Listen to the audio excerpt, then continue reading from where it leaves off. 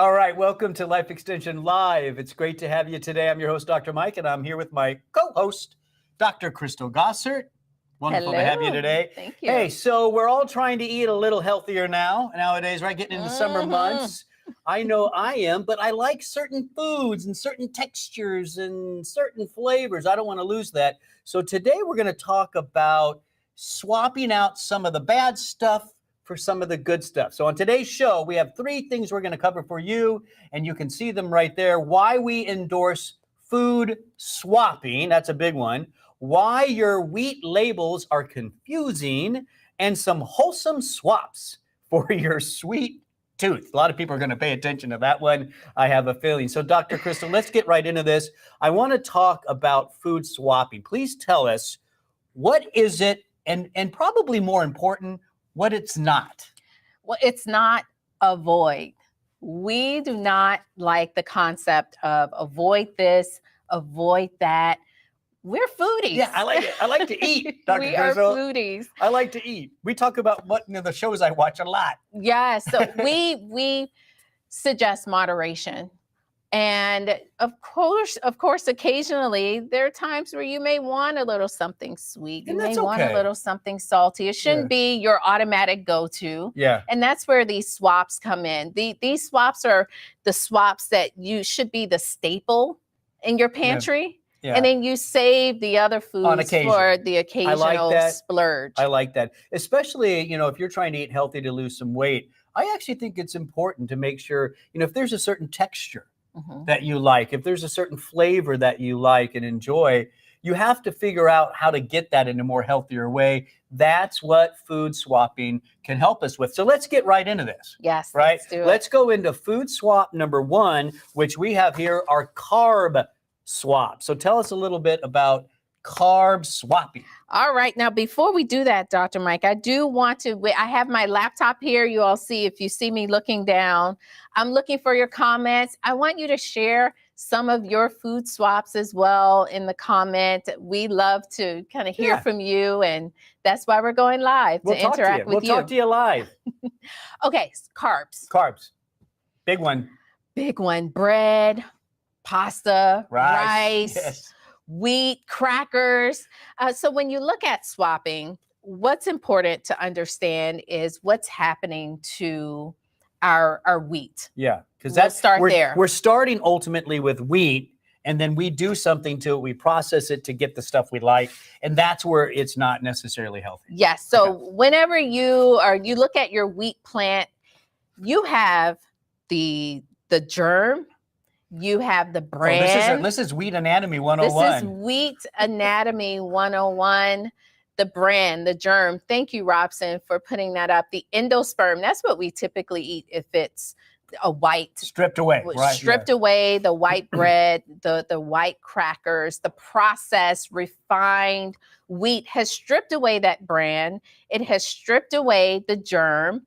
And believe it or not, that's where the majority of your nutrients lie. For example, there are antioxidants in that outer part of the wheat that you don't find in fruit and vegetables. Yeah, so we're and I guess the reason we've done this, right? Like when you learn something like that, right? We're stripping away all the good stuff, left with this processed wheat now. Why are we doing that? And I think a lot of it comes down to convenience, right? Because now those pastas, those rices, they cook faster. Yes. You can pre-package them, which we like to have. So I think a lot of it really has to do with just making it easier. And listen, we like the taste. Yes, and they can actually be stored a little bit better. So we get the reason behind it, but when you understand that there is a much better option. I mean, there's vitamin E, and of course, the fiber. Always back to fiber. Always, right? all roads lead to fiber in this discussion. Tell us, okay, so it gets confusing though, right? So you might see things like whole wheat. You might see, even you wrote some things down for me here, whole wheat flour. Like, help us to understand how can I choose the right thing, the food that is being made with that full grain, with all the good stuff. Right. So the first thing you want to do is look for the word whole. If you don't remember anything else, remember Take home message. Whole. Yeah. whole wheat, even if it doesn't say 100%, obviously the 100% is going to be your better option, the 100% whole wheat, 100% whole grain, but it's really about whole. Right. That means that they, at some point, they are using the whole part of that plant. That means if I'm shopping, right, and I'm in my bread aisle, and there's all kinds of choices there, right? Very confusing. If I just see something like wheat flour, we're not dealing with the whole grain then. That's a stripped down grain. It's a stripped down grain. You're not getting the bran, you're not getting the germ. And we've heard of wheat germ, how wheat germ can be beneficial for you as well. So you're not receiving those beneficial components. So I always say, look for whole, ideally whole grain. Another way that you can kind of identify those foods is look for the whole grain stamp.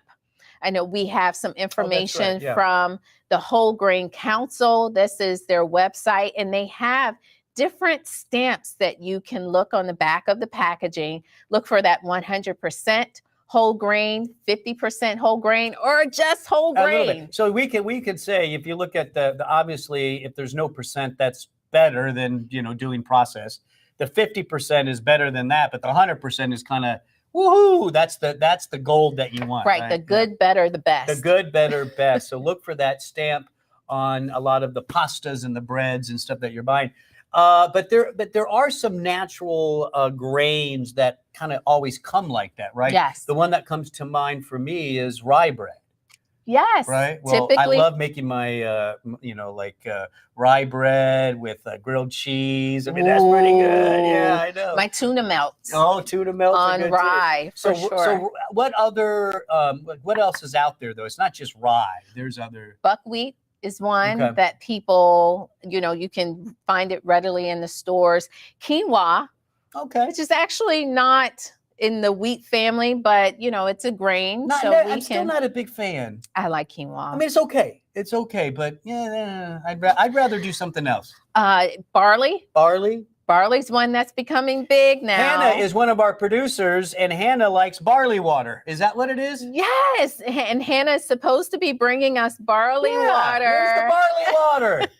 We're waiting on it. She's hiding behind the TV screen. Other spelt, sorghum. Yeah. So a lot of these are considered what they call them ancient grains. Ancient grains. So the ancient grains are usually going to be a good option for the whole grain, not something that's stripped down, right? Yes. So another way to think of it too is the white stuff, the white rice, the white bread, the white pastas, right? Those are the ones that are going to be stripped down. And it's just ultimately at the end of the day, it's just a lot of sugar coming into your system. Right. But the other takeaway though, Dr. Mike, is even if it's brown, does not mean that it's healthy and it's good for you. A lot of people don't like to hear that. Well, it's the truth.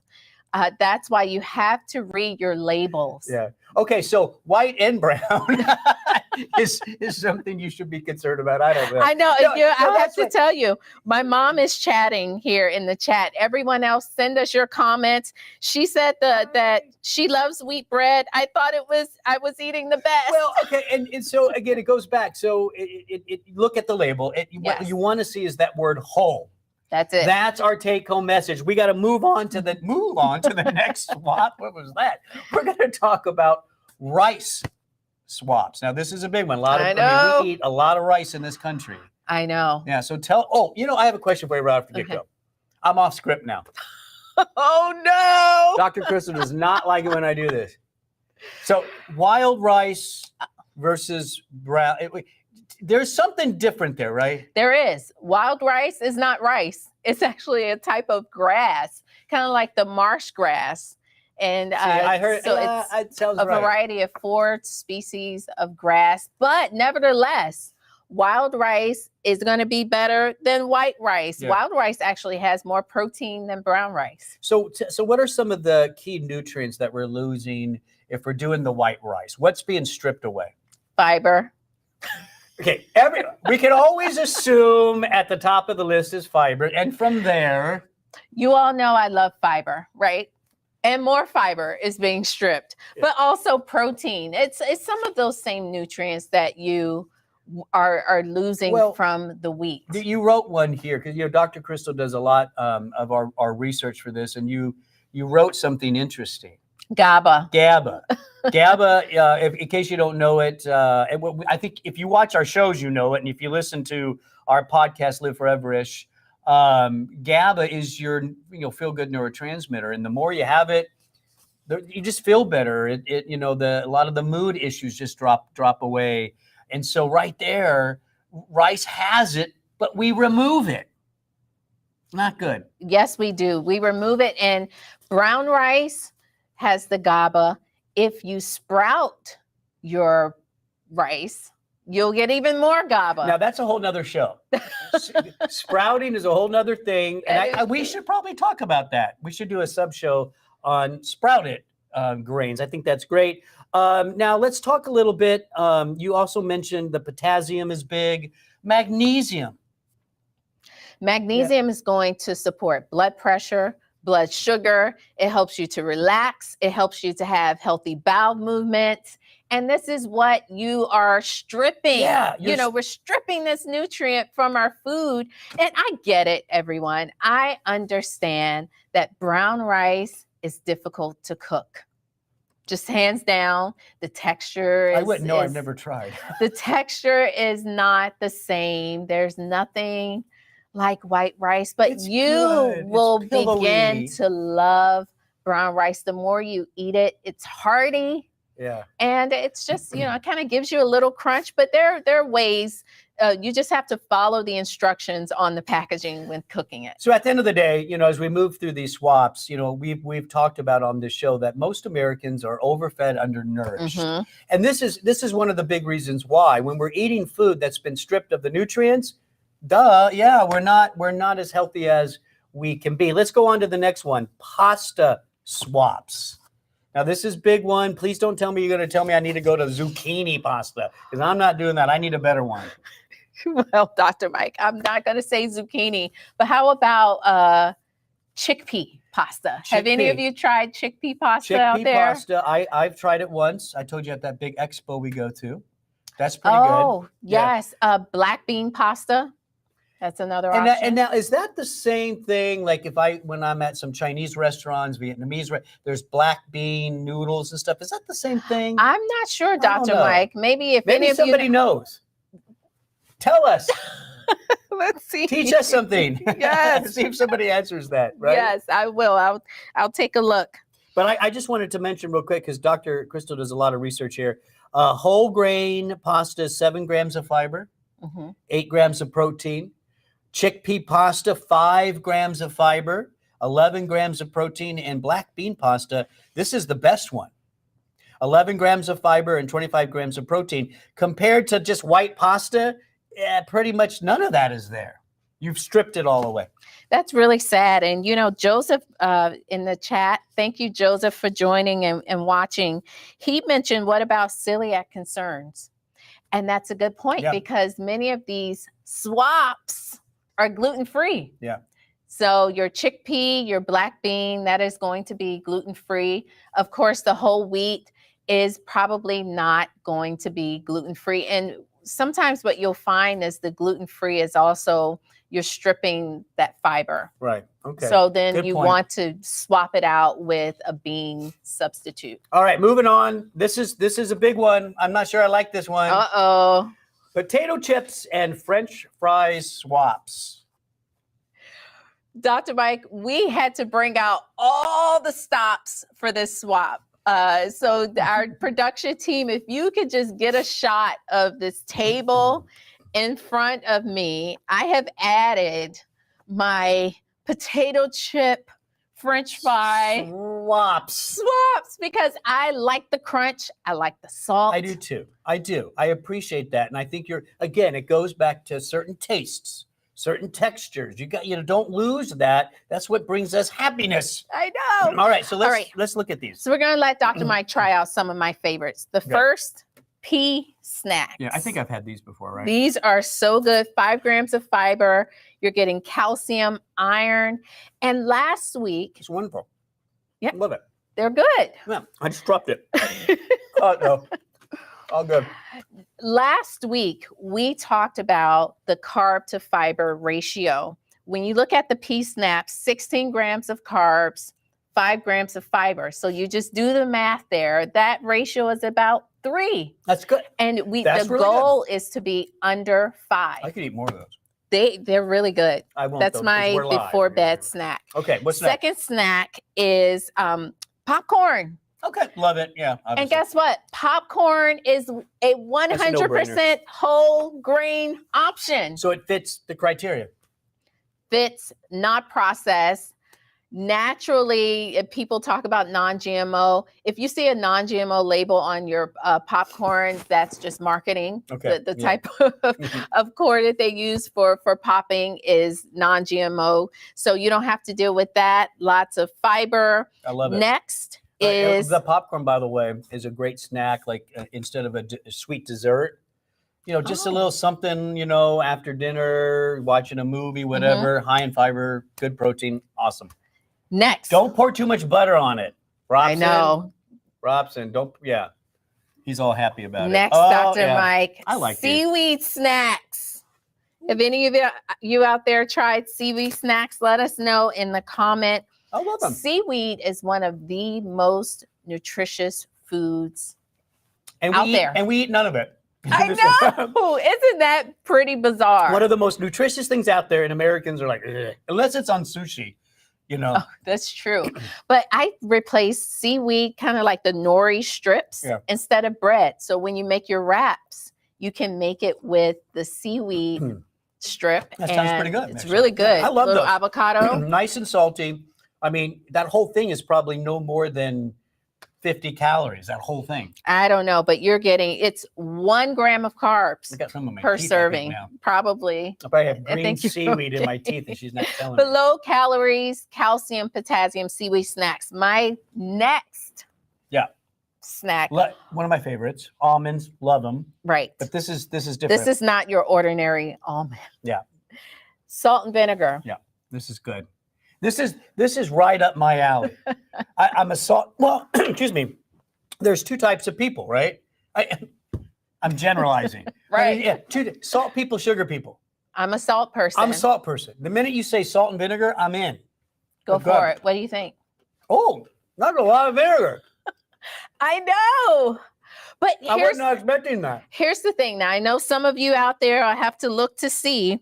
Some of you may be concerned about the amount of salt. You're watching your sodium intake. This does not in any way replace sodium guidelines. Everything in moderation.